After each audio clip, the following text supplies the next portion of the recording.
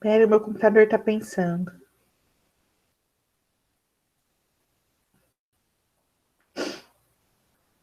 Bom, então, para dar sequência, pessoal, a gente vai tratar hoje do segundo texto, né? O primeiro texto foi o texto do Japão, o segundo texto dos tigres asiáticos, beleza?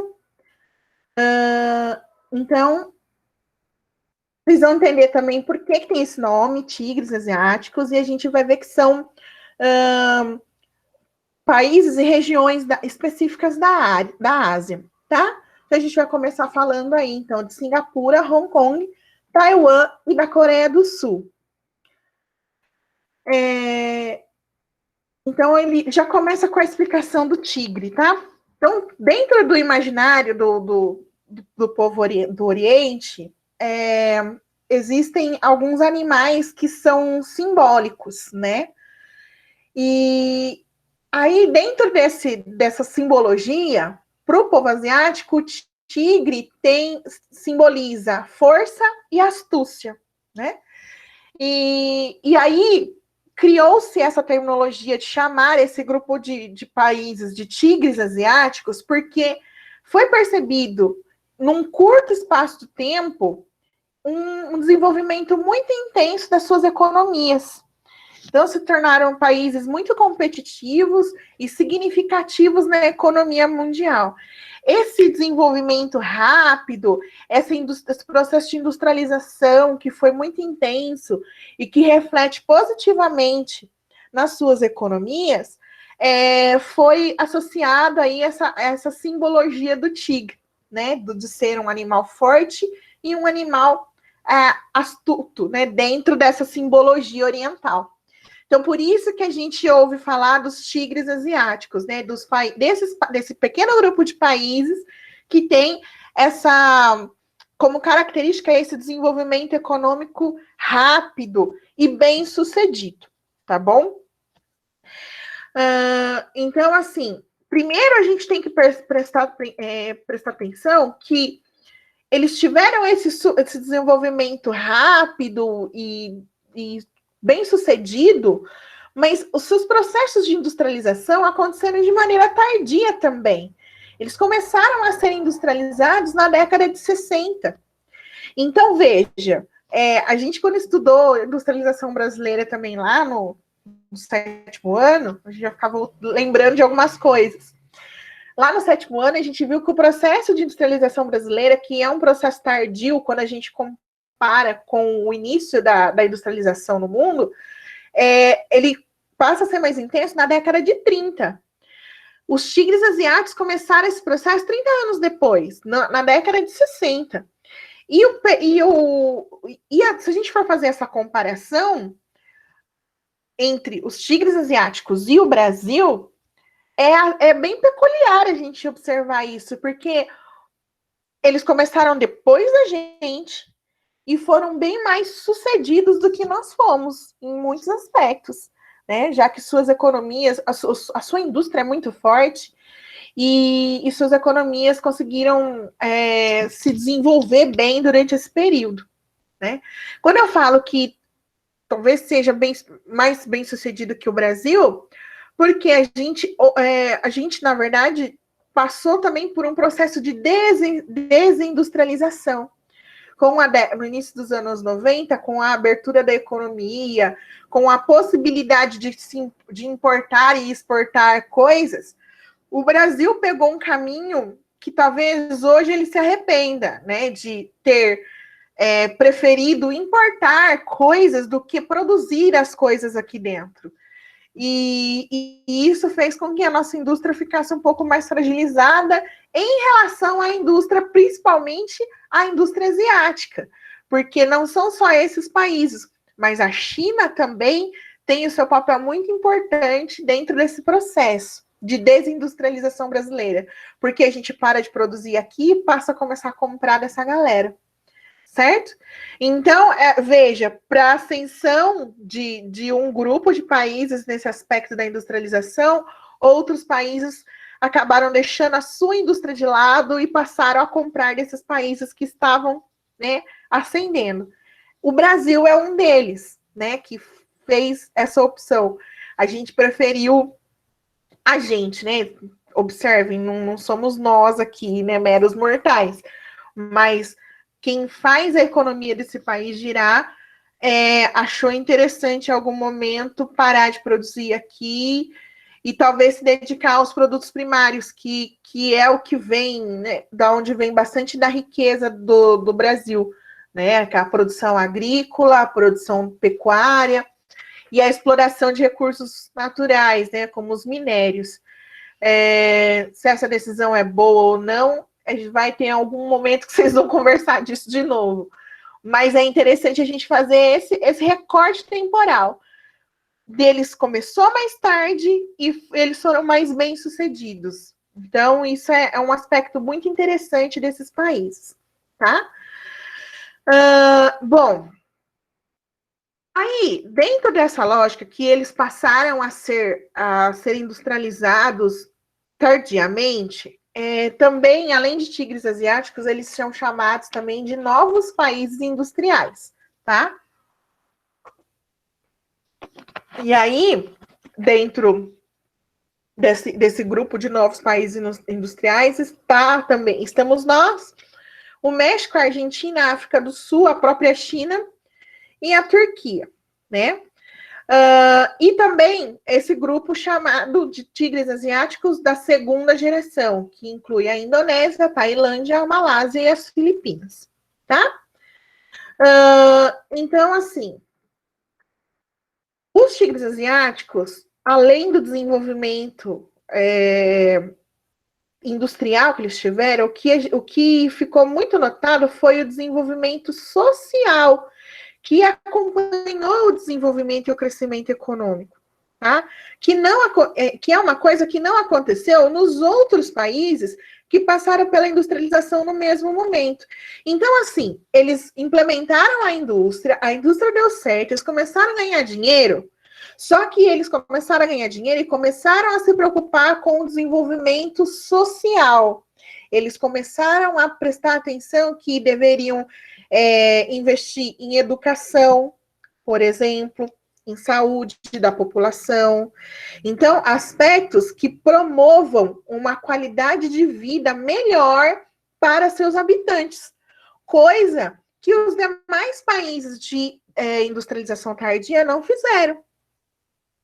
Então, isso já também faz com que esses países tenham esse outro diferencial. Porque, beleza, eles ganharam dinheiro, só que eles não fizeram simplesmente esse dinheiro virar mais dinheiro. Eles usaram esse dinheiro que eles ganharam para investir no bem-estar social das suas populações. Tudo bem até aqui, gente? Uhum. Vocês conseguem entender isso que eu estou falando, né? Que o dinheiro acabou virando uma coisa positiva para o povo desses países. Então, as pessoas também foram beneficiadas por esse desenvolvimento econômico. Tudo bem? Sim, para mim tá de boa. Eu também, ok. Se não tiver, vocês me avisam. Brian, já que você chegou, você sabe. Se alguém escrever aí no chat, você me avisa, tá? Tá bom. Meu assessor. Bom, então olha só. Há 50 anos, os tigres asiáticos estavam na mesma posição ou até um pouco abaixo do Brasil quando a gente fala de desenvolvimento econômico e social. Só que de 2015 a 2020, a taxa, enquanto lá nos tigres asiáticos, a taxa de mortalidade infantil foi menor que 5 por mil, né? Como se lê aqui. Então, a cada 1.000 nascimentos, menos de 5 crianças morreram. Enquanto no Brasil, nesse mesmo período, a cada 1.000 nascimentos, 13 crianças morreram. Então, esse investimento em qualidade de vida fez com que esses países conseguissem atingir índices de desenvolvimento social melhores do que outros países que têm uma tradição um pouco maior do que eles tinham até então, né? Outro jeito que a gente percebe que os países que são chamados de tigres asiáticos estão numa condição melhor do que a nossa, é quando a gente compara o PIB, né, que é o Produto Interno Bruto. No caso aqui, ele está dando a informação, né, que é o PIB per capita, então, por cabeça. Quando a gente pega toda a riqueza que o país gera e divide pelo número da sua população. Então, veja só, na Coreia do Sul, o PIB per capita era de quase 30 mil dólares, ó, 29.742 dólares. Isso no período de um ano, tá, pessoal? Em Singapura, 57.714 dólares por ano.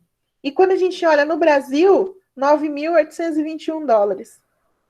Olha a diferença, né, da riqueza gerada dentro desses países. Isso são dados de 2017. Então, esses números mostram para a gente o quão efetivo foi esse desenvolvimento, como eles conseguiram aproveitar esse crescimento econômico e industrial em benefício da sua população. Antes da gente continuar, vou mostrar para vocês, né, que parte da Ásia nós estamos falando. Então, aqui tem o recortinho no globo, né? Nós temos a Coreia do Sul, Taiwan, mais ao sul, Hong Kong, que é coladinho aqui na China, e a gente já vai entender o que acontece com ela, e Singapura, tá? Então, esses são os tigres originais da primeira geração. Ô, dona, então, tipo, o que ajudou bastante esses países a crescer foi esse investimento que eles fizeram, né? Tipo, em ajudar a sociedade em vários quesitos. Isso Sim. foi o que desenvolveu melhor os países. Porque, na verdade, o que aconteceu? Uma vez que eles utilizaram esse dinheiro que eles ganharam, eles investiram na sua própria população, essa população também gerou riqueza.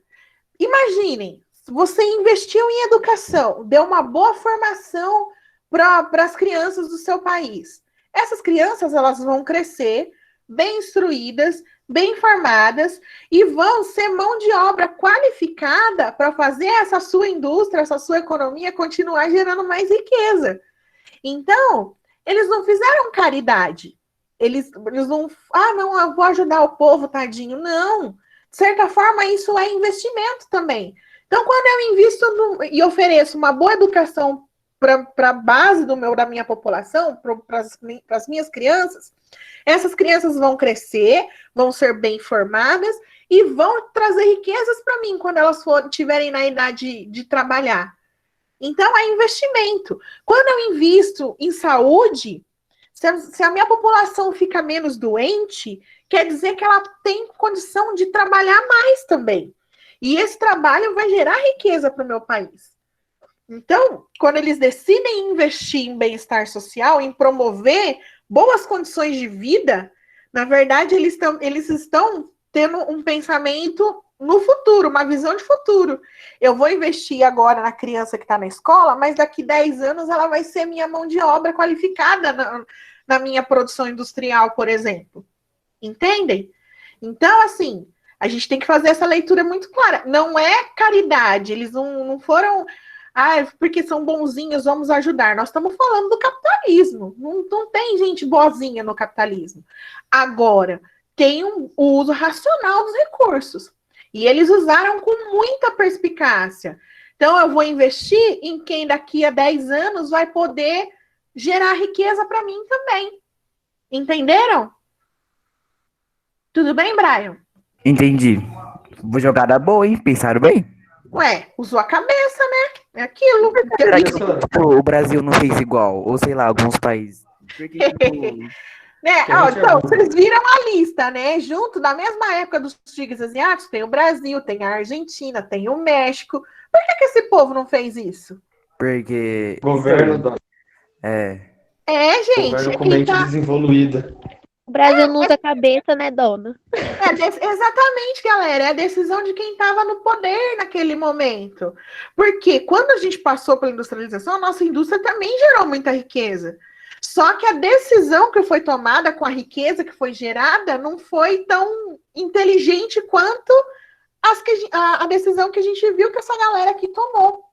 Porque talvez se tivesse tido essa preocupação também de investir no bem-estar social da população, talvez hoje a gente estivesse numa situação parecida com a dos tigres asiáticos. Sim, você é louco, dona? É impressionante o Brasil não ter ensino de coisas financeiras na escola. É um negócio desigual, porque você olha a condição do pessoal aqui do Brasil, tipo, quem é da classe média fica na classe média pro resto da vida e quem é pobre fica pobre pro resto da vida, porque não tem ensino, né? É uma coisa assim, é muito complicado, né, a gente observar isso. Não que a gente não tenha essa transição, a gente não chega a ser, porque isso que você disse, Gustavo, tem, digamos assim, meio que regra, por exemplo, na Índia, vamos dizer assim, aquela ideia da sociedade estagmentada, né? Então, você, como você disse, nasceu numa classe social, você nunca consegue, não tem mobilidade social, você não consegue sair daquela classe. Isso aqui no Brasil, em tese, não é verdade, porque uma pessoa que é pobre, ela pode ascender socialmente. Isso é regra, pessoal? Não, a gente sabe que não, que é muito difícil. Mas não é impossível, acontece. E aí, na verdade, são os casos que até viram, como eu posso dizer, viram um exemplo, né? Ah, mas é só se esforçar, não é mesmo? Não que a gente não tenha que se esforçar para as coisas, temos sim, né? As coisas não vão cair prontas no nosso colo. Mas que aqui é muito mais difícil a gente conseguir mudar, deixar de ser pobre para ser classe média, deixar de ser classe média para ser rico, isso é muito difícil mesmo de acontecer, né? Mas tem relação com essa ideia de que falta o investimento na base, né? Então, imaginem se todo mundo tivesse condição de ter acesso à educação de qualidade. Todo mundo tivesse a mesma oportunidade de estudar, sem diferenças. Olha o que nós estamos vivendo agora, galera. A gente sabe quantos colegas, né, nossos aqui, de vocês, de turma, meus alunos, que não podem estar nesse momento aqui participando desse jeito, porque não tem internet em casa, por exemplo, ou não tem um celular para usar. A gente sabe também que tem os colegas que têm e não estão participando, aí é outra situação. Mas a gente sabe que tem colegas, pensando no universo do Galhardo, dentro da escola toda, tem bastante colega que não pode participar desse tipo de ensino porque não tem recurso.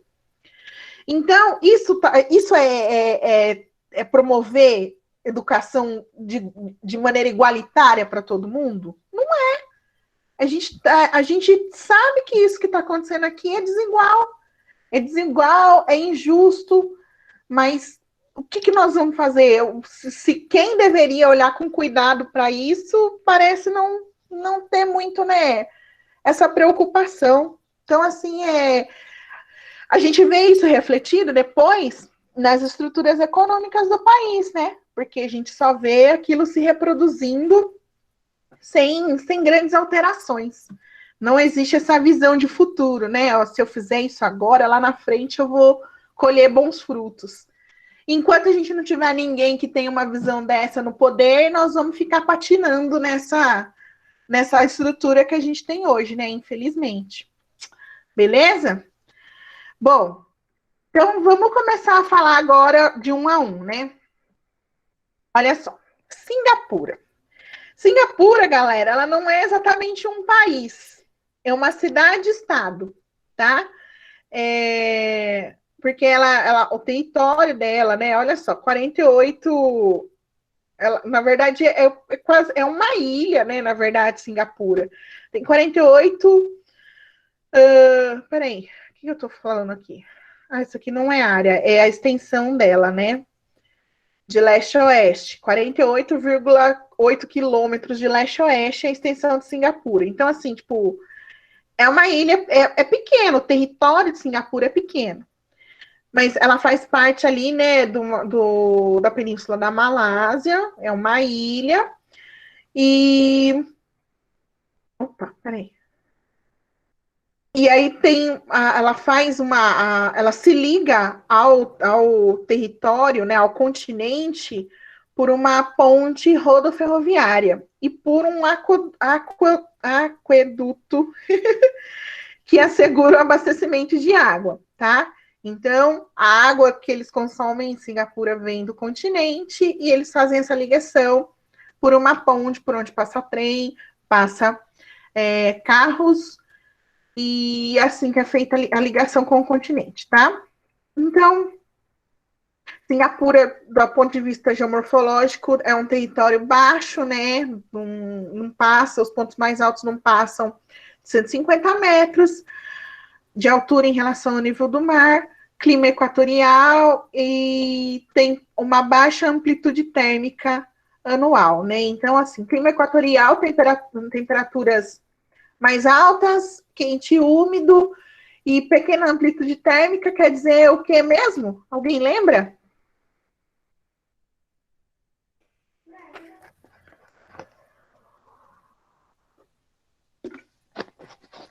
Cri, cri, cri, cri. Essa eu deixo pro Pasolini. Pode ir, Pasolini, é com você. Amplitude, pessoal, é a diferença entre mínima e máxima, né? Então, quando fala que tem baixa amplitude térmica, significa que a diferença entre a temperatura mínima e a temperatura máxima é pequena, tá bom? No clima equatorial, isso realmente acontece. Às vezes, a amplitude é de 2, 3 graus só. Diferencia muito pouco, tá bom? Tá bom. Ô, Dona, é que eu Mas tô lavando o banheiro, senão eu até ligava o microfone. nossa, gente, tá No todo banheiro mundo que nos fala. afazeres domésticos, que isso? Bom, vamos lá. A localização de Singapura é uma localização estratégica do ponto de vista de escoamento e produção, porque ela atende rotas comerciais através do Oceano Pacífico, né? Rotas que dão para a África e para a Europa, tá? Durante os períodos de colonização, sempre foi ali também um objeto de desejo dos países colonizadores, né? Justamente também por essa posição estratégica. Tanto é que ela esteve sob domínio inglês e, em 1965, ela se declara independente da coroa britânica, tá? Nas últimas 3 décadas do século XX, foi quando esse crescimento econômico intenso aconteceu em Singapura e ela se firma como um grande centro financeiro e de produção industrial, sendo aí as empresas de tecnologia avançada e de exportação de produto com valor agregado muito alto, os principais aí caminhos que Singapura tomou, né? Então, o setor de informática é muito forte em Singapura. E aí nós vamos perceber que isso, na verdade, é uma tendência nesses países. A indústria que a gente está falando aqui é a indústria de alta tecnologia. Então, o que se produz tem alto valor agregado, né? Eles produzem produtos que são caros na hora de vender. E isso faz com que, né, o ganho seja muito maior, né? Então, a especialidade de Singapura é as empresas aí do setor de informática, né? Então, nossos computadores e afins estão vindo boa parte de Singapura, né? E, bom, aqui tem um quadrinho aqui falando que é o valor agregado, mas é isso, né? O valor agregado é o quanto custa aquilo que eu estou produzindo. Então, quanto mais tecnologia eu precisar usar para produzir determinada coisa, o valor desse produto na hora de vender vai ser maior. Quanto menos tecnológico ele for, o valor de venda fica menor. Então é aquela clássica, né? O que vai gerar mais dinheiro na hora da gente exportar alguma coisa? Se eu exporto, sei lá, um microchip de ultra tecnologia, ou se eu exporto minério de ferro, ou se eu exporto soja, que nem a gente faz aqui. Claro, esses produtos são importantes que nós exportamos, só que se a gente talvez trocasse aí alguns milhões de toneladas de soja por milhões de chips de alto valor agregado, a gente teria aí um retorno muito maior além de sanar algumas questões envolvendo aí o meio ambiente, né? Quando a gente pensa nas produções agrícolas. Então, tudo também é decisão, né, galera? O pessoal escolhe o que vai produzir.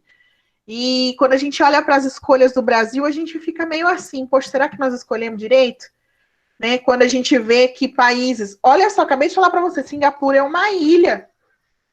E essa galera tá com uma economia muito mais estruturada do que a nossa. Então, assim, que temos um território gigantesco, né? Então, talvez as escolhas não tenham sido as mais efetivas, vamos dizer assim. Bom, vamos pensar em Hong Kong agora. Hong Kong, pessoal, há pouco tempo estava nos noticiários também. Não sei se alguém chegou a ver que eles estavam lá protestando contra o governo chinês. E aí a gente vai entender um pouquinho por quê, tá? Então, assim, Hong Kong também é uma ilha. Olha que doido, né? E tá aqui, né? Chamada dos Novos Territórios. E Hong Kong, até 1842, era parte da China. Então, Hong Kong era uma ilha chinesa, tá? Só que adivinhem só, a coroa britânica passando por ali nos seus passeios de barco, né? Também passou a ter domínio sobre esse território, tentou colonizar, né? E aí, o que aconteceu é que a China arrendou o território de Hong Kong por 99 anos. Vocês entendem esse conceito de arrendamento? Vocês sabem o que é arrendar uma terra? Sei não, dona. Arrendar uma terra, pessoal, é como se eu alugasse essa terra para alguém. Então, vamos imaginar, eu tenho um sítio.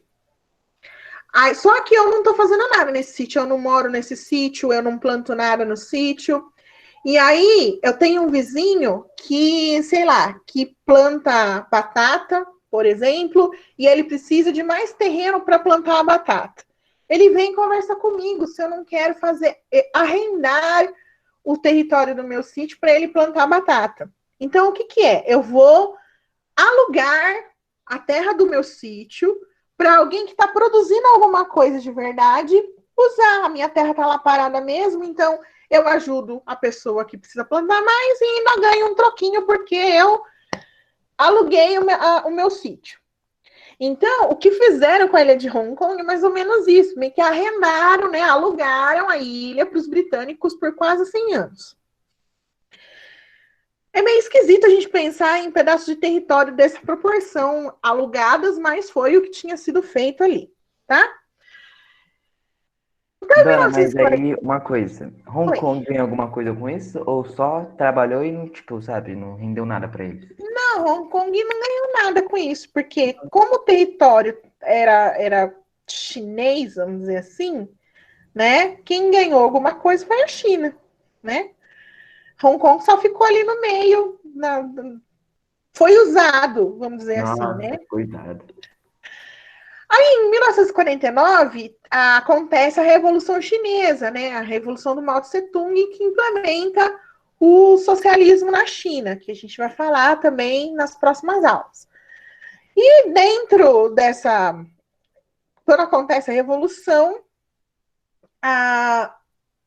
também existe uma tensão entre Hong Kong e o território chinês, porque eles não queriam, de repente, naquele momento, eles não achavam interessante ser socialistas, né? Então, o que aconteceu? Quando a Revolução acontece, os Estados Unidos e o Reino Unido, né, que já estava sob posse britânica, a ilha, resolveram investir na industrialização em Hong Kong. Então, veja, nós estamos falando do período da Guerra Fria de novo. A Revolução Socialista acontece na China. Os Estados Unidos, lembram? Os Estados Unidos estavam do lado capitalista. Então, eles estavam naquele processo de não deixar mais lugares virarem socialista.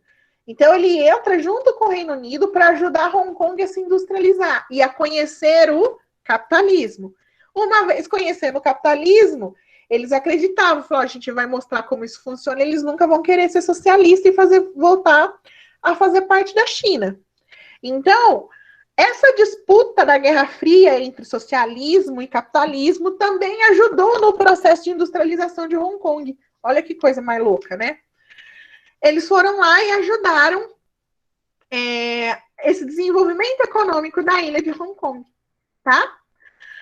Então, nesse período, eles se desenvolveram, a indústria foi fortalecida, a economia fortalecida, e o capitalismo e o costume ocidental muito presente na ilha, tá? Só que em 1997, acabou o período aí do aluguel da ilha de Hong Kong. Em 97, volta a ser chinesa, o território de Hong Kong, né? Aí, o que acontece? Aí começam a ter as divergências, né?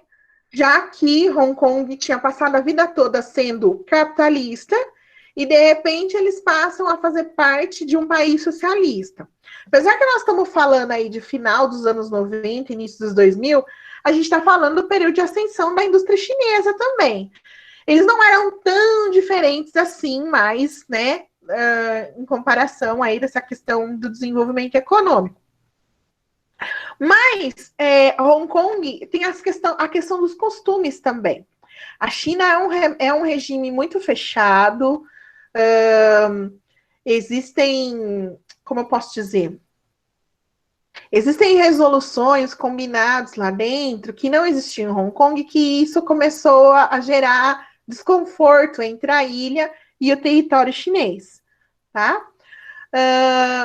Nesse processo, de quando acabou o aluguel, eles voltaram a fazer parte da China, eles tentaram manter essa ideia de que eles eram um sistema econômico independente do que estava acontecendo, né, do que acontecia na China. Ó, beleza, a gente voltou a fazer parte do seu território, China, ok. Só que nós temos a nossa economia muito bem estruturada, a nossa indústria é forte, a gente ganha dinheiro, a gente não quer mudar isso, a gente quer continuar do jeito que nós somos, né? E aí, justamente porque grandes empresas se instalam em Hong Kong nesse período, e com a volta desse território para a posse chinesa, Hong Kong tinha medo que essas indústrias fossem embora. E ao ir embora, ia gerar desemprego e tudo mais. Então, para tentar garantir que isso não acontecesse, eles tentam negociar com a China, e aí nessa negociação surge esse slogan, né, esse conceito que vigora nos dias de hoje, que é muito interessante também, que é a ideia de um país e dois sistemas. Que quer dizer o quê? Que o país, né, é a China, então a China é socialista, e em Hong Kong, que é um território chinês, o capitalismo funciona. Então, temos um país só que é a China, mas dentro da China eu tenho o socialismo funcionando e o capitalismo funcionando também. Então, quando eles chegaram nesse acordo, Hong Kong passa a ser considerada uma região administrativa da China, e só lá na ilha de Hong Kong, eles tinham em 2007 7 milhões e 200 mil habitantes. E, tipo, é um negócio muito absurdo, né? Aqui tem um recortinho, né, de onde fica localizado Hong Kong também. Então, assim, eu sei que os conflitos desse ano acho que até no início do ano estava mostrando bastante os protestos, justamente porque o governo chinês estava tentando interferir em alguns processos que até então Hong Kong tinha mais autonomia. Então, o que a gente consegue perceber é que Hong Kong não quer perder aquilo que foi construído no período em que ela estava sob o domínio inglês com a ajuda dos Estados Unidos. Então, a gente ainda vai ver futuramente alguns embates, né? Porque, tudo bem, a China aceitou alguns termos, mas é parte do território, né? É parte da China. Então, talvez aceitar tudo que Hong Kong está colocando não seja tão fácil assim para a China, né? Fazer de conta que determinadas coisas acontecem no seu próprio território. Até aqui, tudo bem, galera? Tudo bem, para mim tá suave. Então, vamos lá. A gente tem aqui, então, agora o terceiro tigre aí, que é Taiwan. Agora, uma coisa também interessante, né? Vocês estão vendo os nomes que estão aparecendo? A gente tem várias coisas que a gente pega que está escrito, né? Made in, esses lugares que nós estamos falando, né? Made in Taiwan, a gente tem, Made in Hong Kong, Made in Singapura. Acho que todo mundo já viu alguma coisa, já consumiu algo que foi produzido nesses lugares, né? Isso também é muito interessante da gente, que a gente consegue, na verdade, ter essa dimensão do quão importante são esses países do ponto de vista econômico, né? Bom, Taiwan, então, fica aí na Ilha de Formosa. O interessante também a gente pensar isso, que são ilhas, esses lugares são todos ilhas, né? Com exceção aí da Coreia do Sul, mas todos os outros são ilhas. E em 2017 tinham aí 23,5 milhões de habitantes, né?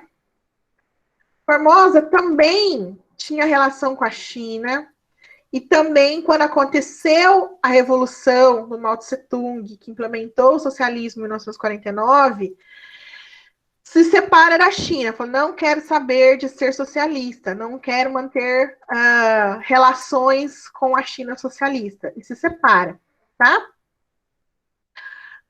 Então, na verdade, durante esse período, tinha lá o Partido Nacionalista estava no poder, e essa galera era contra a Revolução Socialista.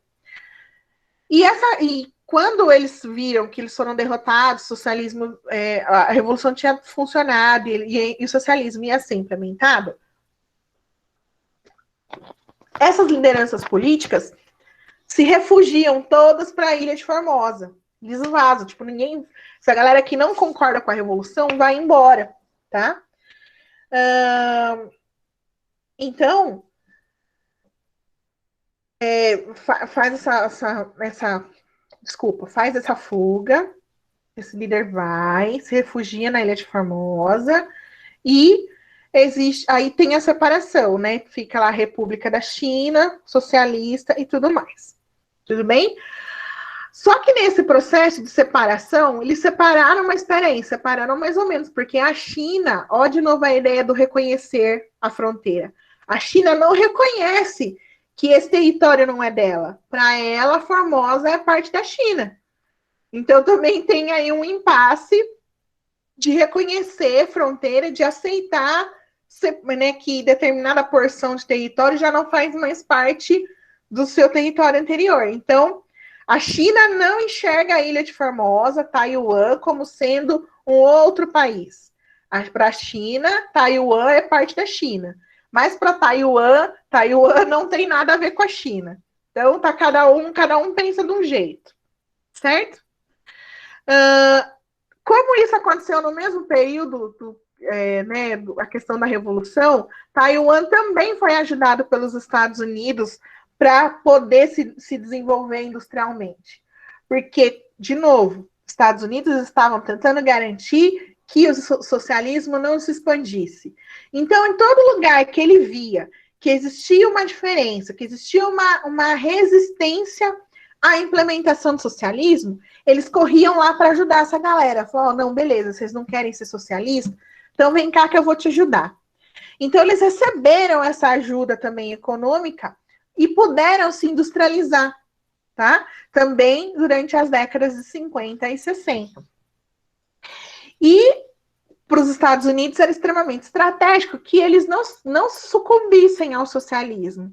E por isso eles ficaram ali acompanhando de perto e fornecendo, né, a ajuda necessária para que o processo de industrialização e a sua economia se desenvolvesse positivamente, tá?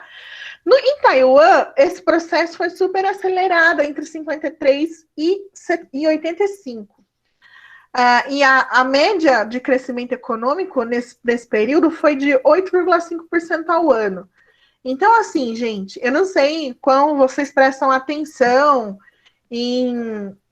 quando se fala da taxa de crescimento da economia brasileira, por exemplo, mas a previsão do Brasil desse ano é coisa de cerca de 1%, e olhe lá, ainda corre o risco de não ter crescimento desse número até o fim do ano cair, esse crescimento ser negativo.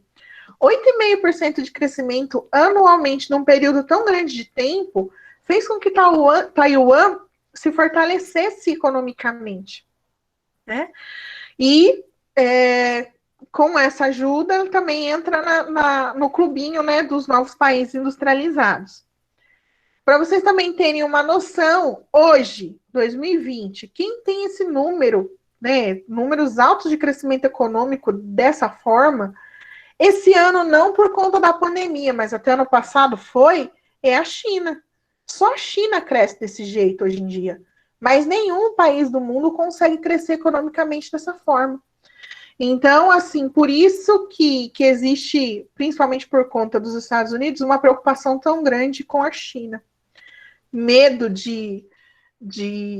Estados Unidos perderem o posto de maior economia do mundo, né? Bom, aí aqui a gente tem um mapinha, né, que mostra mais ou menos algumas produções que acontecem no território de Taiwan, né? Tem as produções agrícolas que precisam ter para alimentar a sua própria população, né? A questão das energias em Minas e as regiões industriais, né? Vejam que por toda a costa de Taiwan a gente tem ali grandes cinturões industriais, né? Que isso é resultado desse processo, dessa ajuda vinda dos Estados Unidos, que fomentaram e aqueceram o seu crescimento econômico. Certo? Tem uma pergunta até aqui, tudo bem? Tá, tudo bem. E também ninguém tá perguntando nada no chat. Tá bom, muito obrigada, meu assessor. E aí a gente vai falar agora, por último, da Coreia do Sul. Essa um pouco mais conhecida, principalmente para os fãs de K-pop, não é mesmo? E, inclusive, o K-pop é uma indústria. E a gente vai falar um pouquinho disso aqui também. É uma indústria que como eu posso dizer, movimenta uma grana, assim, um volume de dinheiro, de negócios gigantesca, né? Mas vamos lá, vamos por partes. Então, a Coreia do Sul, né, tá lá na Península da Coreia. Coreia do Sul, por conta da Guerra das Coreias, teve a divisão lá, ai, meu Deus. Esqueci o nome. Não é... Ai, fugiu o nome. Mas a latitude 38 que separa a porção que é da Coreia do Norte, que está sob o regime socialista, né? E a Coreia do Sul está alinhada ao regime capitalista, né? Guerra das Coreias, que rolou ali entre 50 e 53, paralelo 38, latitude, isso que é a mesma coisa, né? Mas é mais usual falar o paralelo 38. Então, é uma porção que foi dividida aí durante a década de 50, um resultado dessa disputa, também envolvida aí dentro dos aspectos da Guerra Fria, separados capitalismo e socialismo, cada um por um lado, tá? Então, a mesma coisa aconteceu na Coreia do Sul. Estados Unidos, para evitar o avanço do capitalismo, do socialismo, foi lá e colocou dinheiro na economia da Coreia do Sul, investiu, ajudou a sua indústria a se desenvolver, tá? Justamente para garantir ali também uma área importante de influência dos Estados Unidos numa região do planeta onde o socialismo estava crescendo com uma velocidade maior do que eles estavam gostando, vamos dizer assim, tá? Bom, aí entre as décadas de 70 e 80, a gente nota na Coreia do Sul esse crescimento que foi muito expressivo na economia por conta aí das suas indústrias. Tem a Coreia, a gente consegue notar uma diversificação da economia. Esse dinheiro que estava entrando foi convertido em pesquisas científicas e tecnológicas. Tanto é que grandes empresas estão localizadas lá na Coreia do Sul. Por exemplo, a Samsung, a gente sabe, a Samsung tem domínio de aspectos tecnológicos que outras empresas não têm, né? Eu não sei se vocês sabem, mas tem um componente do iPhone, se eu não me engano, é uma tela de um modelo específico do iPhone, que quem produz é a Samsung. Então, a Apple comprou uma tecnologia produzida pela Samsung para montar os seus telefones. E aí a gente pensa que louco que é, já que a gente sabe que a Samsung e a Apple são concorrentes diretas nesse nicho de mercado, né? Da questão aí de aparelhos celulares, por exemplo. Mas a estrutura da Samsung nesse aspecto do desenvolvimento tecnológico é tão avançada que para a Apple é muito melhor comprar a tecnologia deles do que desenvolver a sua própria tecnologia. Então, Dona. E fazer um celular que trava menos não quer fazer, né, dona? Quer só dar tecnologia. Mas é aquilo, né? Os que travam mais, assim, são aqueles mais simplinhos, que nem, assim, o que a professora tem, entendeu? Você comprar os top de linha, não vai ficar travando, não. Mas comprar os top de linha aqui no Brasil, nós vamos à falência, não dá não, é muito caro. A gente vai se contentando com esses que travam mesmo. O novo top aí de linha tá custando quase 6 mil. Falei, que isso? Você é doido, dá para comprar um Fusca com 6 mil reais. Dá pra comprar um carro. Dá pra comprar um Corsa, dona, dá pra comprar um Corsa. Dá pra comprar um Corsa? Eu não tenho noção. Dá pra comprar um Corsa, eu acho que o Dá Corsa até pra quitar um Celta. Um Celta ou um Corsa, eu acho que é Celta. Ô, dona, é muito então, caro assim, o imposto aqui do Brasil pra essas coisas, né? Sim, mas aí volta naquilo que eu falei para vocês. Não é só questão do imposto. Quando a gente vai comprar um telefone desses, nós estamos pagando a tecnologia que essa galera desenvolveu. Aí é nisso que mora as más decisões que o Brasil tomou em alguns campos aqui da nossa economia, vamos dizer assim. Porque nós não poderíamos ter tido essa condição de desenvolver uma tecnologia tão avançada dessa e nós estarmos fornecendo essas tecnologias para o mundo e ganhando uma grana violenta hoje? Condição a gente tinha. Nós temos grandes polos tecnológicos nesse país. Mas por que a gente não consegue fazer isso? Então, assim, é tudo a questão de decisão. Né? Lá eles decidiram, eles quiseram, né? Diversificou a economia, virou um negócio. O futuro é aqui, ó. Vamos investir em tecnologia, vamos inventar coisa nova, porque nós vamos ganhar dinheiro com isso aqui. E eles estavam certos, né? Agregaram valor no produto deles.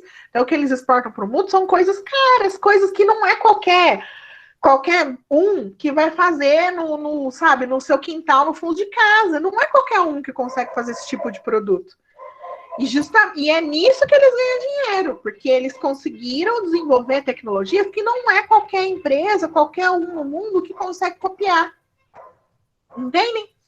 Então, é tudo questão de decisão, é planejamento, é estratégia, né? E isso é inegável. Esses países que compõem o grupo dos tigres asiáticos, eles tiveram esse pensamento, essa visão estratégica. É claro, né, meus caros, que a gente não pode deixar de lado uma coisa que a gente viu que aconteceu em todos aqui.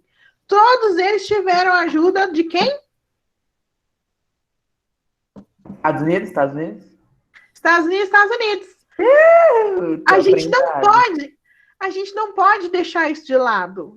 Então, sim, eles tiveram porque era interesse dos Estados Unidos ajudar, porque eles queriam lá se manter o socialismo longe. eles, digamos que eles aproveitaram essa oportunidade, a ajuda veio, eles usaram bem, né? Usaram bem, e agora eles não têm essa dependência dos Estados Unidos, mas eles caminham com as suas próprias pernas, né? Graças ao que eles conseguiram construir nesse período que a ajuda veio. Então, olha só, né? Dentro dessa ideia de desenvolvimento tecnológico, a Coreia do Sul tem grandes empresas e grandes conglomerados industriais que assim, que na verdade tem até esse nome aí, ó, Chaebol, que são o quê? É um conjunto de empresas que pertencem a um mesmo dono, vamos dizer assim, a uma mesma organização. Então é um dono, só que esse conjunto tem empresas de ramos diversificados. Então, um dono só, ou um grupo de donos, tem várias empresas em ramos diferentes. Então, por exemplo, aqui, ó, ele coloca, tem a Hyundai, que é uma empresa automobilística, né? A LG, que é de eletrônicos. SK eu não conheço, honestamente. E nem Daewoo aqui. Nossa, essa eu não sei nem falar. Alguém se arrisca? Samsung, Yong, não sei. E a Samsung, Agora, né? só uma pergunta, isso aí é marca de, tipo, marca de produtos, negócio tecnológico, né? São as empresas. A LG é a LG que faz celular Nossa, e LG é Look Gold Star, nossa. isso, Melhor ficar só na LG, tá mais da hora só o LG. né? A Hyundai, que é automobilística. Aqui, ó, essa tal de SK aqui, olha aqui, ó, Sungkyong. Enfim, e a Samsung, né? E aí, na verdade, então, assim, eles diversificam. Então, por exemplo, o cara abriu uma empresa de celular, né? De tecnológico, ele não fica só, ele começa a ganhar dinheiro, ele não fica só lá produzindo celular. Ele vai e começa a mexer com uma coisa totalmente diferente, que nem produzir carro. Aí tá dando dinheiro, ele não fica só nessas duas, ele vai para uma outra coisa diferente. Então, diversifica o que, né, a maneira, o meio de produção dele, e começa a atuar em vários ramos. E isso também dá bastante dinheiro, né? Atuar em diversos mercados, em diversos ramos, também dá um retorno muito positivo, né? Então, aqui a gente também tem, né, um mapinha da Coreia do Sul e fazendo aí essa distinção, né, das produções. E os círculos azuis aqui são os grandes conglomerados, né, industriais, as regiões onde as indústrias estão mais concentradas, né? Seul aqui é importante, a capital. E, obviamente, né, não fica só na questão industrial, também tem a questão da produção de energia, da produção de alimentos, né? Os países também precisam aí garantir o seu abastecimento interno. Tudo bem? Uma pergunta. Então, Tipo, que eu quero descobrir onde fica esse lugar. É tipo uma praia que é bem famosa, eu não sei de que país que tem tipo uma estátua que é parecida com o Cristo Redentor, só que é do país deles. Sabe, eu quero descobrir, não sei por quê, eu tava pensando esses dias, eu não sei encontrar, eu não lembro o mas, nome, mas na sabe? Coreia, Não sei se é na Coreia, especificamente na Coreia, mas é ali nas redondezas, entendeu? É uma praia que ela é muito famosa, fica cheio de gente, tem tipo uma estatona assim, ó, lá no meião assim, não lembro? ixi, ó, se você tiver uma imagem disso que você puder me mandar, eu não tô me recordando. Aí, se você tiver uma foto, né, onde você viu isso, me manda, que daí eu tento ajudar você a identificar, mas assim falando, eu Eu não ajudo. sei te dizer. Aí, pessoal, para a gente finalizando aqui, eu acho que, peraí, eu achei que tinha. 。 . 。 . 。 . 。 . 。 . 。 . 。 . 。 . 。 . 。 . 。 . 。 . 。 . 。 . 。 . 。 . 。 . 。 . 。 . 。 . 。 . 。 . 。 . 。 . 。 . 。 . 。 . 。 . 。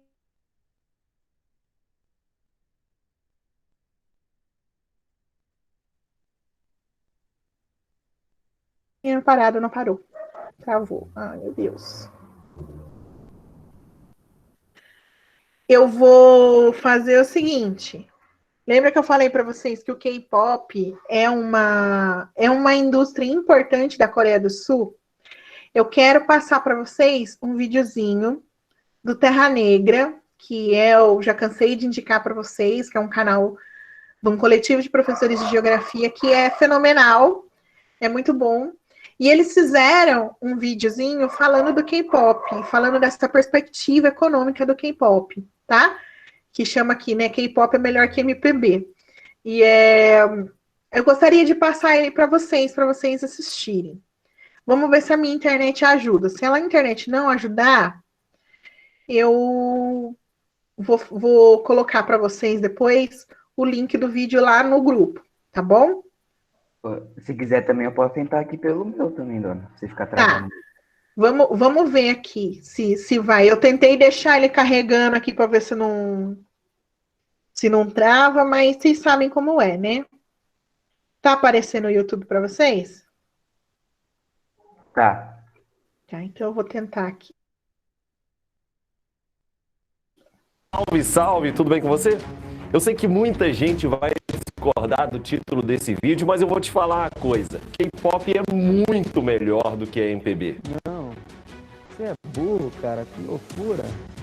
Você é burro. E digo mais, no final desse vídeo você vai concordar comigo. Não quero não, posso não. Agora, pra te provar isso, a gente vai viajar lá pra Coreia do Sul, que criou em 1999 uma lei nacional que destina 1% do seu PIB para a indústria cultural.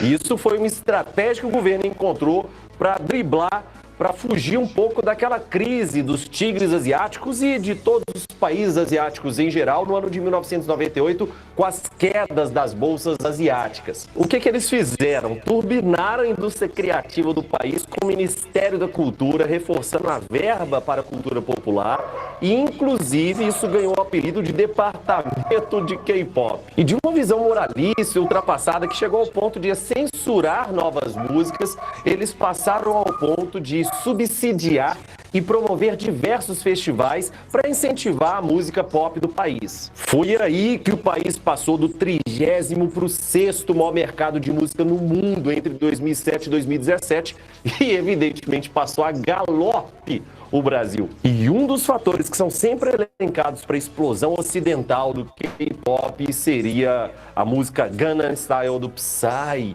De vez em quando eu analiso isso nas aulas e os alunos adoram. Dá pra gente fazer um vídeo, deixa aqui na descrição, se você quer que eu faça um vídeo descrevendo e interpretando, analisando essa música sob o prisma da geopolítica, evidentemente, que vai ser muito legal. Isso cabe um vídeo à parte. What is the title of the song? And I said, Hangover. And he said, I'm doing it. E aí, voltando ao governo sul-coreano, no ano de 2005, eles criaram um fundo de $1 bilhão, $1 bilhão de Trumps, destinando esse fundo ao K-pop. Estima-se, inclusive, que só o BTS movimente direta e indiretamente 4,7 bilhões de dólares por ano na economia do país. E pasmem!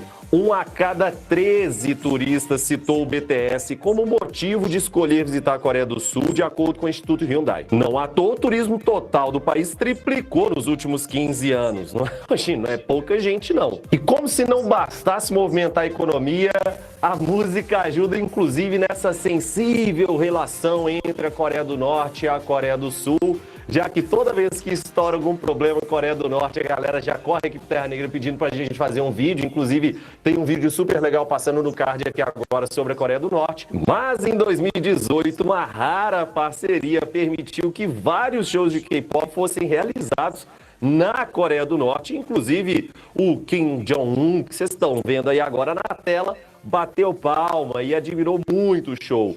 Esse camarada que você está vendo do lado do Kim Jong-un é o ministro da Cultura da Coreia do Sul, que é o Do Jong-hwan. E, evidentemente, ele deu um turbilhão de entrevistas depois desse evento aí, até porque não é todo dia que você fica parça do Kim Jong-un, como, por exemplo, o Dennis Rodman, né? E o ministro, inclusive, chegou a falar que o Kim Jong-un estava com o coração e mente abertos para essa troca cultural e sabia da proporção que o K-pop tinha para a Coreia do Sul e, evidentemente, para o mundo todo. E aí, voltando, atravessando a zona desmilitarizada, lembrando, já existiram bandas norte-coreanas também que foram tocar na Coreia do Sul, tá bom? Isso não foi um caminho de mão única, não.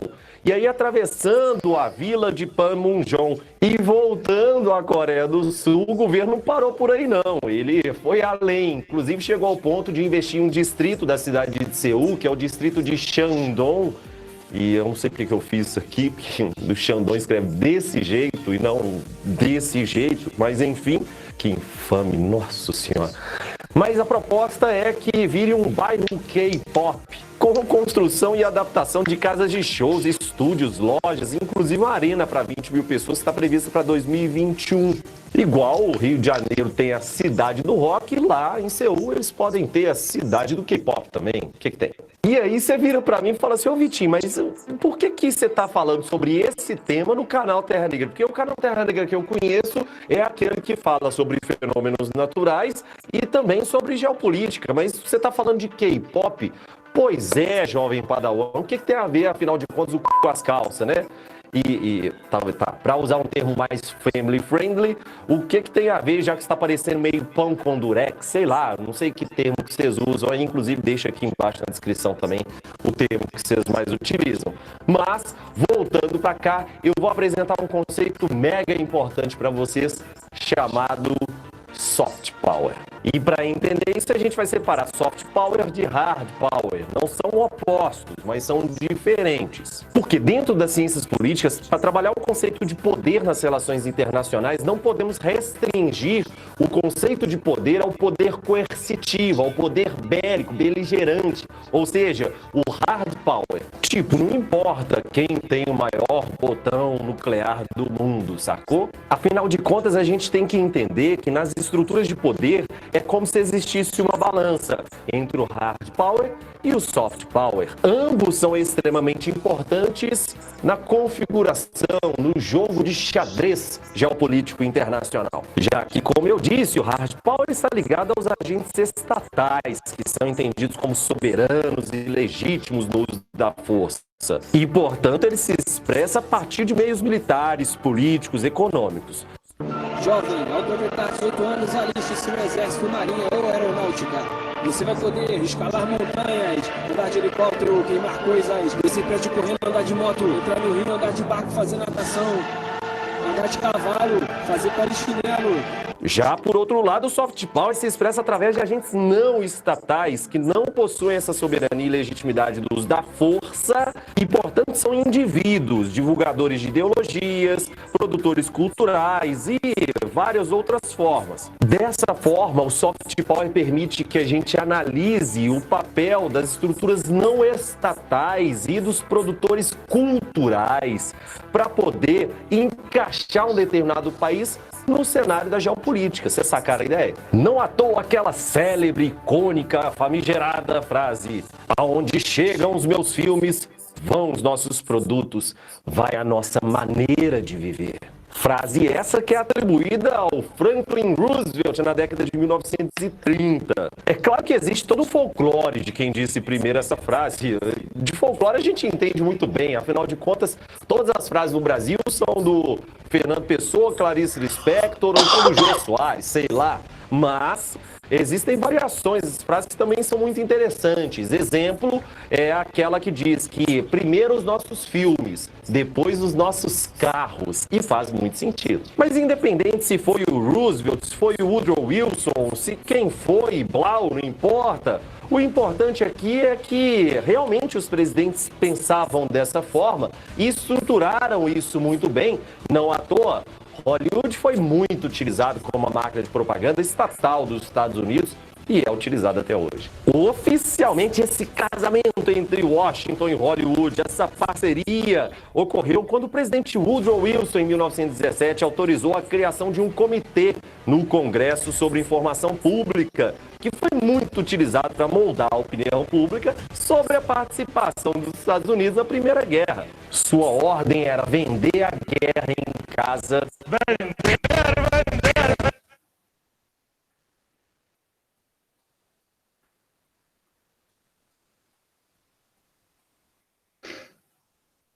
YouTube, as propagandas.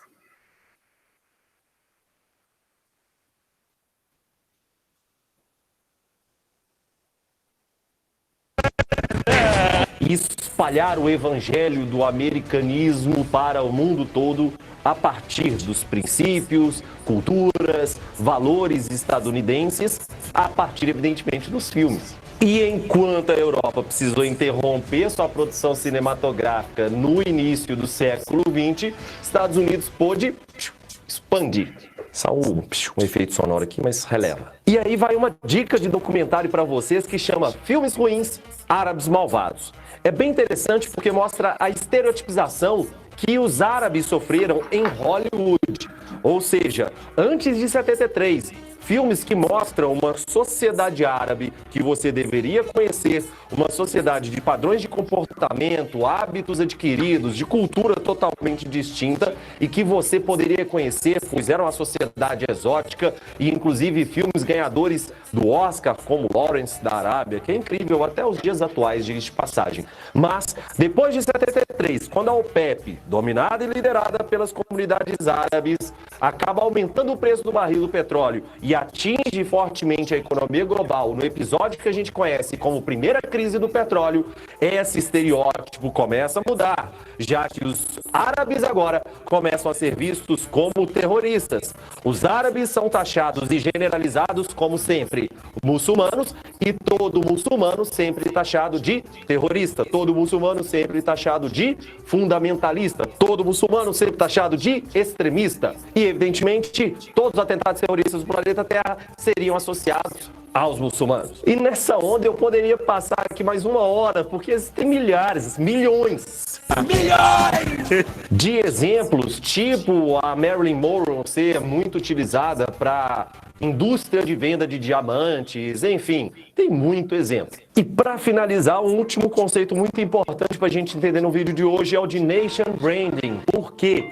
É o que se compara basicamente as políticas de promoção de um país a uma empresa. O Japão, por exemplo, pratica o Nation Branding a partir da política chamada Cool Japan. Estados Unidos tem Hollywood, a Índia tem Bollywood, e aqui vale a pena a gente abrir um parênteses, porque a Índia realmente alavancou fortemente a sua indústria cinematográfica e também contou com fortes incentivos da União Soviética no contexto da Guerra Fria, mas isso também é mais um tema para outro vídeo. E eu não posso deixar de colocar aqui a Nigéria com Nollywood, que também é uma baita indústria cinematográfica. E voltando ao Japão, com aquela estratégia que eu comentei com vocês de Nation Branding, eles estão tentando melhorar a imagem do país que teria ficado arranhada no século XX, por causa de participações em guerras, atuações de governos anteriores, problemas com outros países asiáticos, enfim, muito problema que o Japão arrumou naquela região. E uma das bases dessa estratégia do Japão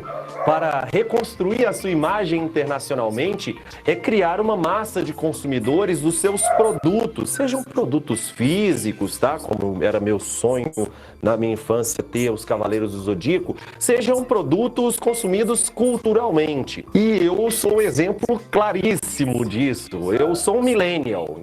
A pergunta, o que deu errado na geração millennial? Então, minha infância foi na década de 90. E isso significa que eu cresci com os animes, por exemplo, como Dragon Ball, Cavaleiros do Zodíaco, Samurai X, e enfim, uma infinidade de outros animes. E além disso, os famosíssimos tokusatsus, né, que são aquelas séries japonesas que passavam na saudosa TV Manchete. E eu sei que tá parecendo nostalgia aqui, mas a única coisa parecida com nostalgia que é o tamanho do nariz meu com Castanhari. Mas aí nós temos os tokusatsus clássicos, como Jaspion, Jiraiya, até passando os que eu gostava mais, como Black Kamen Rider e Cybercops, que pouca gente conhecia, mas era muito legal. E caminhando para o final desse vídeo, por que, afinal de contas, que eu coloquei que K-pop é melhor que o MPB? Eu não estou discutindo em hipótese alguma a qualidade musical, isso vai de cada um. Tem gente que gosta de BTS, tem gente que gosta do Chico Buarque, até porque ambos devem ter aí R$300 para você pagar no ingresso. Mas, tirando isso, Vamos pensar no seguinte, o fomento brasileiro à nossa indústria cultural fica muito aquém quando a gente compara o fomento, por exemplo, das indústrias europeias, das indústrias americanas, de indústrias asiáticas e, portanto, a gente não pode deixar essa discussão sobre a Lei Rouanet, sobre fundo setorial do audiovisual, sobre promoção de festivais em cidades do interior. Tem cidade no interior do Brasil que vive o ano inteiro com o PIB gerado em apenas um festival. Isso é extremamente importante na geração de riqueza, na geração de renda, na geração de empregos para diversas famílias no Brasil e, evidentemente, tem de onde o Brasil tirar fomentos maiores do que esses míseros fomentos que a nossa indústria cultural recebe do Estado brasileiro e também, evidentemente, das grandes corporações brasileiras. E agora eu falei de míseros, com certeza vai alguém aparecer aqui e falar que fulano de tal ganhou R$1 milhão para fazer um blog, que fulano de tal comprou um jatinho. Eu sei, gente, eu sei, tem erro em todos os processos, tá? Mas pensa no âmbito geral, não coloca o micro ao invés de pensarmos no macro, não. Pelo amor de santo Deus. E para você que chegou até o final desse vídeo, sim, vou pedir para você se inscrever no canal, blá, blá, blá, mas com um detalhe. Eu queria muito que você desse a sua opinião aqui embaixo na caixa de comentários e escrevesse pra gente. Cara, Vitinho, eu tô gostando pra caramba do Terra Negra no ano de 2020, estão super legais os vídeos. Deixa a sua dúvida, a sua crítica, a sua sugestão, que vai ser maravilhoso pra gente. E se você conhece algum aluno que está na fase de preparação de vestibular, nós temos uma plataforma completa de videoaulas para o seu familiar ou até mesmo para você, beleza? Vou deixar aqui desse canto do vídeo, um vídeo super bacana que a gente fez sobre a Coreia do Norte, e vou deixar aqui embaixo desse lado do vídeo um vídeo bem bacana também sobre a pandemia e a demografia, beleza? Um grande abraço e tchau, tchau.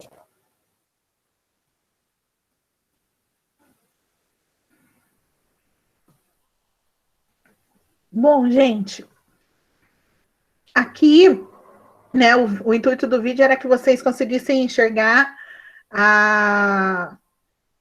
como, né, o K-pop virou esse fenômeno mundial.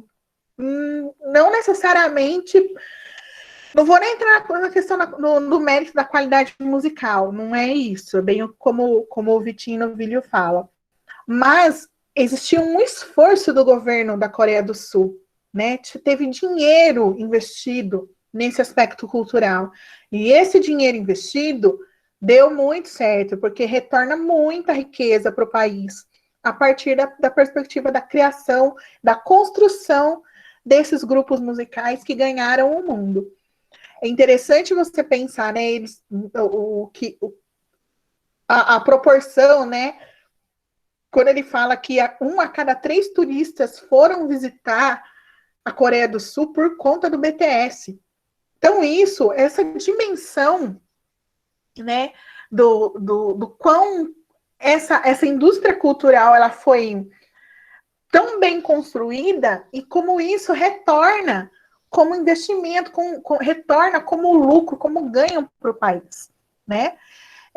E aí ele faz esse jogo falando que o K-pop é melhor que MPB nesse sentido, porque quando a gente olha, por exemplo, o investimento brasileiro em cultura, é ridículo, né? É uma coisa assim, em comparação, né, pessoal? Porque 1% do PIB vai para a cultura na Coreia do Sul.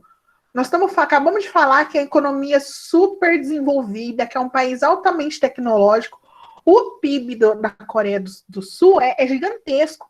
E 1% desse PIB vai só para a indústria cultural. Então, assim, de novo, a ideia das decisões, né? Como eles tomam essas decisões, onde colocar esse dinheiro e já sabendo que esse dinheiro vai ter um retorno. Que isso que eles estão investindo agora vai virar riqueza para o seu próprio país. Então, é tudo questão da visão de quem está no poder, de quem toma as decisões, fazer com aquele investimento, aquele dinheiro dedicado a determinado setor, como isso vai ser aplicado e como transformar aquele pouco de dinheiro em mais um monte de dinheiro. Essencialmente é isso, né? E aí ele cita também outros países. É claro, a gente sabe que a indústria cultural estadunidense é muito forte. Nós somos grandes consumidores de cinema, de música, de literatura. A indústria japonesa, ele cita a indiana. Então, pelo mundo, a gente tem alguns exemplos, né? É que a indústria cultural da Coreia do Sul, ela é mais recente, né? Essa questão do K-pop tá mais, como eu posso dizer? Tá mais em alta. Chegou mais né? agora, tá um pouquinho mais fresquinho. Isso, tá mais fresquinho, tá em voga no momento, tá bom? Então, com isso, gente, eu encerro. Se alguém tiver mais alguma dúvida, obviamente, a gente esclarece antes. Então, tudo bem até aqui? Alguém ficou com alguma dúvida do que a gente conversou? Não? Foi bem tranquilo, eu consegui entender bastante o texto quando eu tava lendo. Eu não fiquei com muita dúvida. A gente já explicando, né, já foi esclarecendo, não preciso nem perguntar. Ah, maravilha. Mas, de qualquer forma, gente, eu sei que às vezes a dúvida não aparece agora, a dúvida vai aparecer na hora que vocês forem fazer atividade. Então, não se preocupe. Se a dúvida surgir depois na hora de fazer atividade, vocês me chamam, né? Pode tirar a dúvida, não tem problema nenhum, tá certo? No mais, pessoal, eu agradeço, né, que vocês estiveram aqui. Vocês não me deixaram sozinha, que eu fiquei com medo. Um monte de gente falou que ia na escola buscar os caderninhos, eu achei que eu fosse ficar sozinha. Dona, pouquinho a gente ontem na aula de matemática, nossa, dona, acho que tinha uma sala. Pois é, eu fiquei sabendo disso e vou deixar aqui registrado. Eu quero também um monte de aula de geografia e mais, quero as pessoas abrindo as câmeras, porque eu fiquei sabendo disso. Eu falei isso pra Lívia, eu falei assim, quer ver que a Juliana vai falar que vai querer também câmera ligada?